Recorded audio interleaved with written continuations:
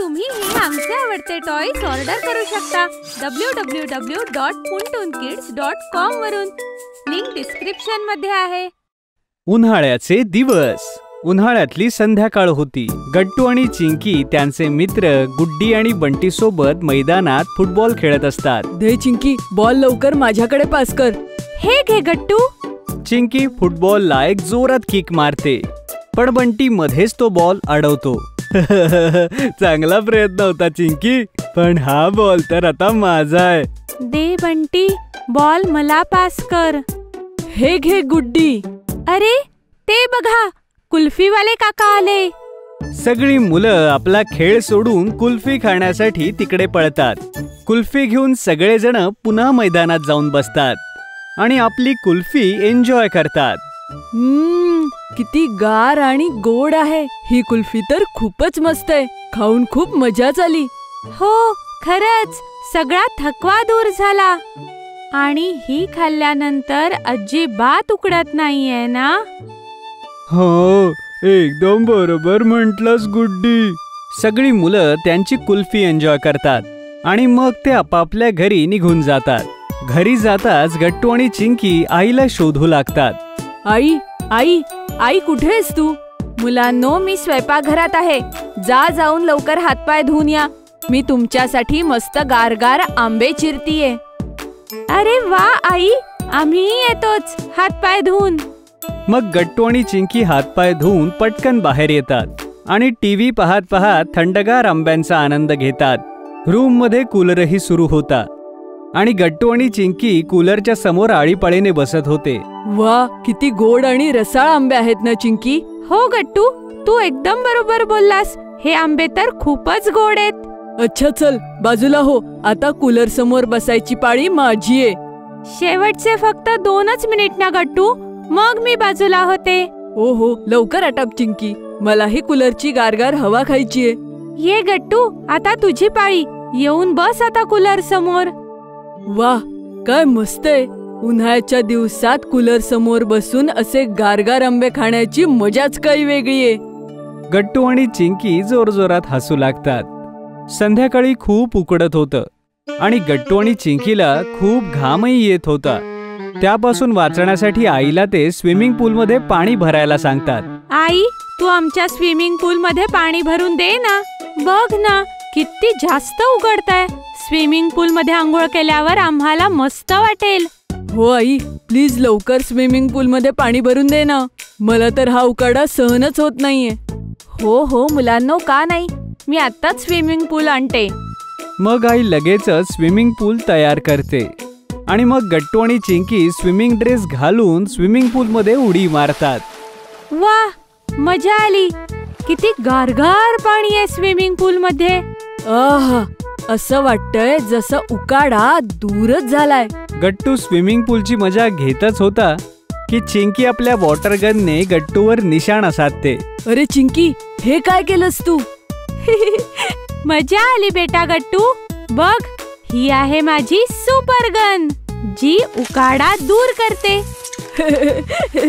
हो, खूप मस्त आहे तुझी गन. अशा प्रकारे बराच वेळ गट्टू आणि चिंकी स्विमिंग पूलची मजा लुटतात आणि आई देखील मुलांना असं खेळताना पाहून आनंदित होते. थोड्या वेळाने आई दोघांना आवाज देते. गट्टू, चिंकी, चला आता स्विमिंग पूल मधून बाहेर या. आता जास्त वेळ पाण्यात बसू नका. तसही संध्याकाळ झालीये आणि रात्र होतीये. मग गट्टू आणि चिंकी पूल मधून बाहेर येतात आणि कपडे बदलायला जातात. कपडे बदलून आपल्या घराच्या बाल्कनीत बसून बाबांच्या येण्याची दोघे जण वाट पाहत असतात. रात्र झाली होती आणि आकाश अगदी स्वच्छ होतं. उन्हाळ्यात रात्रीचे तारे अतिशय स्वच्छ आणि छान दिसतात.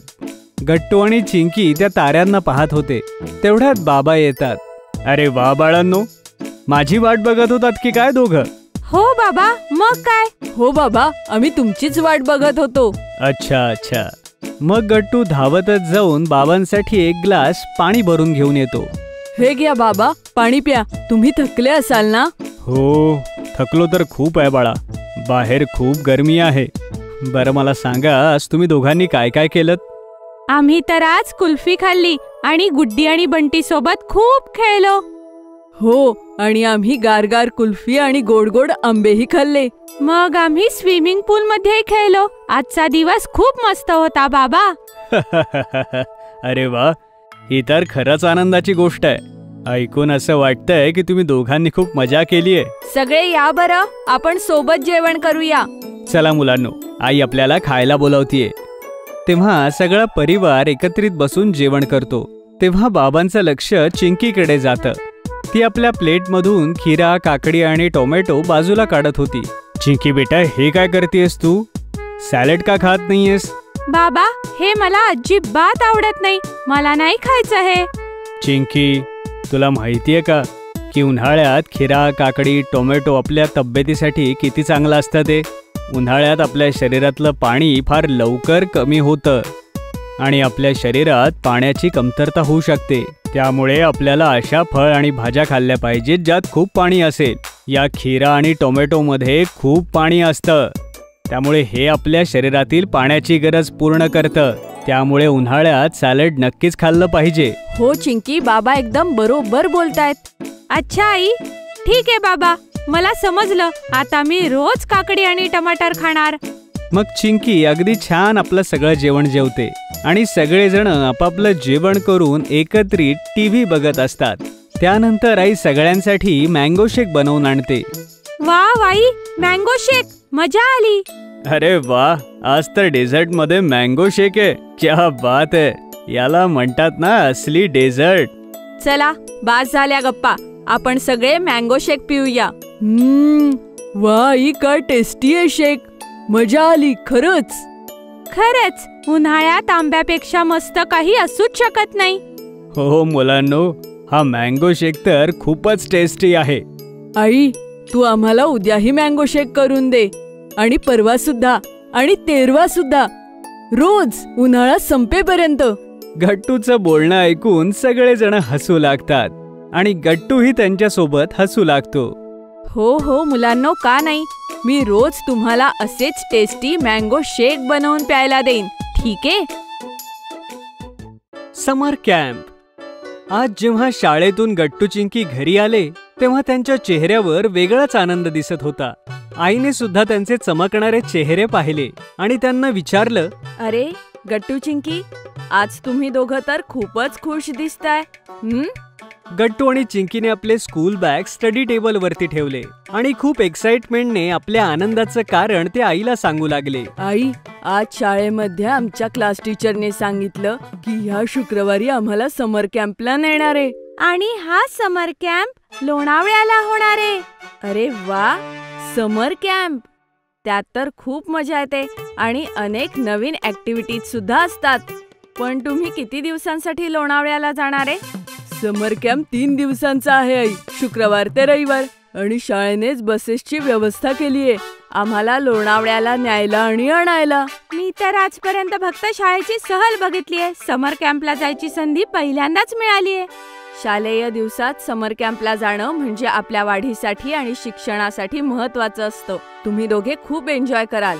रात्री डिनरच्या वेळी गट्टू आणि चिंकीने बाबांनाही समर कॅम्प विषयी सांगितलं आणि बाबांनी सुद्धा अतिशय जोशामध्ये समर कॅम्प अटेंड करण्यासाठी त्यांना प्रोत्साहित केलं. शुक्रवारी अतिशय एक्साइटेड होऊन सगळी मुलं शाळेमध्ये पोहोचली. तिथे अगोदरच स्पेशल बसेस लागल्या होत्या ज्यातून लोणावळ्याला जायचं होतं. सगळ्या मुलांनी आणि त्यांच्यासोबत जाणाऱ्या शिक्षकांनी सुद्धा सगळ्या बॅग्स वरती ठेवल्या आणि लोणावळ्याकडे निघाले. काही तासातच बस जोरात हायवेवरती धावू लागली आणि आत मुलांनी अंताक्षरी खेळायला सुरू केलं. सगळ्या मुलांनी टीम बनवली आणि मुलींची दुसरी टीम.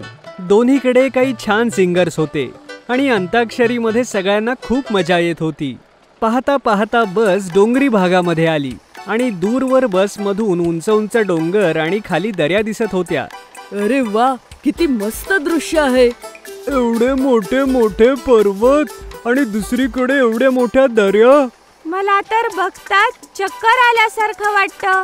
तू जास्त वेळ बाहेर नको बघू चिंकी, जेव्हा तिथे दरी असेल. डोंगरांमधल्या रस्त्यांमधून होत होत बस लोणावळ्याच्या दिशेने चालत राहते आणि आता सगळी मुलं अंताक्षरी सोडून बाहेरच्या दृश्याचा आनंद घेऊ लागतात. थोड्याच वेळात लोणावळ्याचा तो रिसॉर्ट येतो जिथे समर कॅम्प नियोजित केला होता. सगळी मुलं बसमधून उतरतात आणि एका मोठ्या होर्डिंग जवळ जाऊन थांबतात. त्या होर्डिंगवर लिहिलं होतं, welcome to the summer camp. Sports teacher Mishra सरांवरती या सगळ्यांची जबाबदारी होती. त्यांनी मुलांना म्हटलं, मुलांनो, याच रिसॉर्टमध्ये तुमच्या सगळ्यांचा समर कॅम्प आहे आणि आपल्या या पूर्ण कॅम्पचे चीफ इन्स्ट्रक्टर असतील मिस्टर रवींद्र साठे. मोठ्या मिशा आणि रुबाबदार पर्सनॅलिटीचे मिस्टर साठे मिश्रा सरांच्या हातात हात मिळवतात. हॅलो मुलांनो, welcome to the summer camp. या समर कॅम्पमध्ये आम्ही तुमच्यासाठी अशा काही ऍक्टिव्हिटीज बनवल्या आहेत ज्यामुळे तुम्हाला खूप मजाही येईल आणि त्यातून काहीतरी शिकायलाही मिळेल. साठे सरांनी स्वतः मिलिटरी ट्रेनिंग घेतली होती आणि त्यांच्या फिटनेस आणि ट्रेनिंगची पद्धत अगदी अनोखी होती. सर्वात प्रथम ते मुलांना रोप क्लाइम्बिंगला घेऊन जातात. रिसॉर्टच्या पाठीमागच्या बाजूला एक मोठी टेकडी होती. मुलांनो, आपल्याला याच टेकडीवर चढायचे.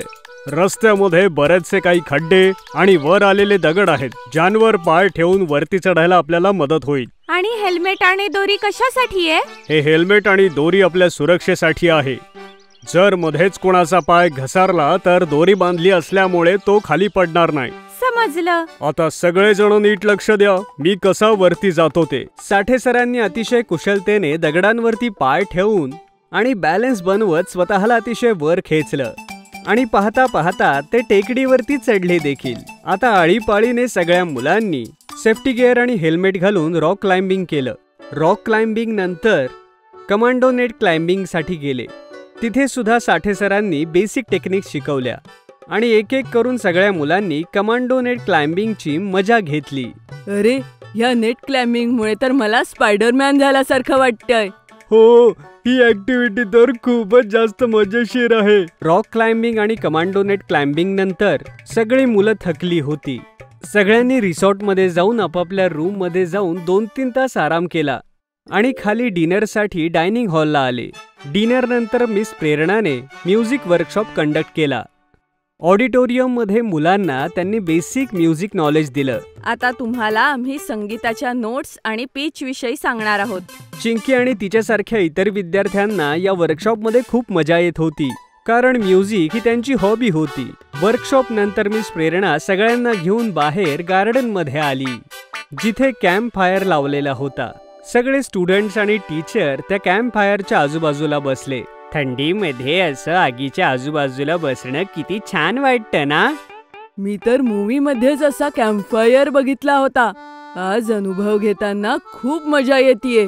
मग मिस प्रेरणाने म्युझिक वर्कशॉपच्या ऍक्टिव्हिटीजच्या आधारावर 5 विद्यार्थ्यांना निवडलं एका म्युझिक कॉम्पिटिशन करता, जिथे त्यांना अवघड पिच आणि नोट्स गाऊन दाखवायचे होते. त्या 5 विद्यार्थ्यात चिंकी ही होती. ऑल द बेस्ट चिंकी, मला माहितीये तू खूप चांगलं परफॉर्म करशील. चिंकीने पूर्ण लक्ष देऊन आपलं गाणं म्हटलं आणि तिच्या टॅलेंटवरती मिस प्रेरणा खूप इम्प्रेस झाली.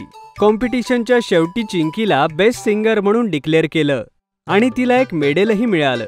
सगळ्यांनी चिंकी करता टाळ्या वाजवल्या. समर कॅम्पच्या दुसऱ्या दिवशीही खूप साऱ्या ऍक्टिव्हिटीज झाल्या, ज्या मुलांनी पहिल्यांदाच एक्सपिरियन्स केल्या होत्या. सर्वात प्रथम सकाळी सकाळी साठे सर सगळ्या मुलांना एका लेक कडे घेऊन जातात.